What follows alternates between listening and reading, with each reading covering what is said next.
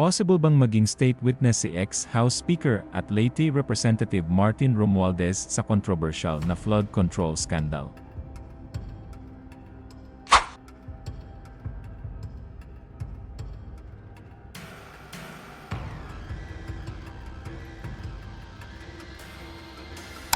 Iyan ngayon ang tanong na pinag-uusapan matapos kumpirmahin ng Malacanang na nasa Department of Justice ang desisyon kung maaari siyang bigyan ng ganitong papel sa investigasyon. Ngayong Martes, dumating si Romualdez sa tanggapan ng Independent Commission for Infrastructure o ICIA sa Taguig City. Ayon sa kanya, handa siyang ibahagi ang lahat ng kanyang nalalaman tungkol sa proseso ng budget at sa mga proyektong flood control na iniimbestigahan ngayon.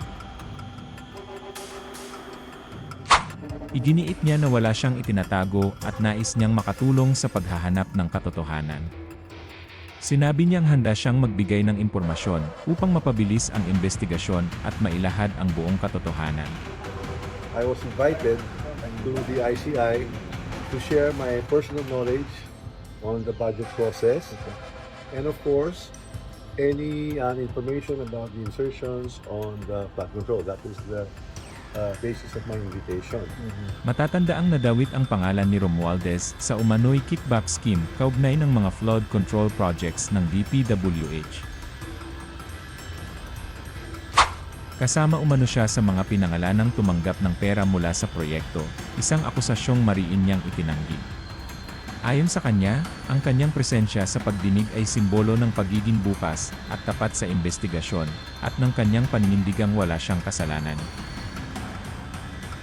Sa isang press briefing, sinabi ni Presidential Communications Undersecretary Claire Castro na ang posibilidad na maging state witness si Romualdez ay nakadepende sa mga ibabahagi niyang impormasyon at sa magiging pagsusuri ng Department of Justice. Kasabay nito, tinalakay din ni Yusek Castro ang mga hakbang ng administrasyon laban sa korupsyon. Binanggit niya na patuloy ang lifestyle check ng Bureau of Internal Revenue sa mga opisyal ng gobyerno, at nagtalaga rin ang Pangulo ng bagong Bureau of Customs Commissioner upang palakasin ang transparency at pananagutan. Idiniin din niya na seryoso ang Pangulo sa laban kontra korupsyon at nais nitong maging mas maingat ang lahat ng ahensya sa paggamit ng pondo ng bayan. Depende po sa kanya magiging salaysay at kung ano po ang kanyang mailalahad. At depende na po rin yan sa Department of Justice kung siya pa ay maituturing na isang state witness at ito naman po ay irerekomenda sa korte. So lahat po yan ay depende sa lahat ng mangyayari. So hindi pa po natin masasabi kung siya pwede maging state witness o hindi. Ipinaliwanag din ni Castro na mahigpit na babantayan ng palasyo ang paggamit ng unprogrammed funds. Ayon sa kanya, hindi basta-basta mailalabas ang ganitong pondo at sisiguraduhin ng Pangulo na ito ay mapupunta lamang sa tamang paggamit upang hindi malustay sa maling paraan. Samantala, nanawagan si Castro ng pasensya mula sa publiko habang nagpapatuloy ang investigasyon ng ICIA. Hinimok niya ang lahat na huwag magmadali at hayaang makumpleto ng komisyon ang kanilang investigasyon at dokumentasyon.